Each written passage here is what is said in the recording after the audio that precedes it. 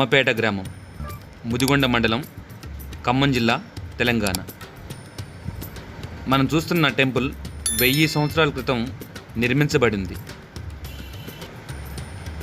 ఈ కొండపై ఓ రోజు పెద్ద శబ్దం రావటం వల్ల ఆ చుట్టుపక్కల ఉన్నటువంటి పశువుల కాపర్లు వచ్చి చూశారట. అప్పుడు స్వామివారి శంకు చక్ర ఆకారాల్లో కనిపించటం వల్ల ఈ ఊరు దగ్గరలో ఉన్నటువంటి అందరికీ ఈ విషయాన్ని తెలియజేశారట.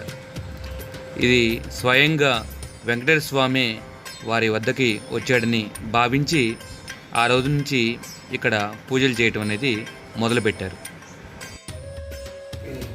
స్వామికి తోపదీప నైవేద్యం అనేది ఏర్పాటు చేసి భక్తులు వచ్చేటట్టుగా ఏర్పాటు చేయాలని మెట్లు కనుక అన్ని పైన శిఖరం ధ్వజస్తంభం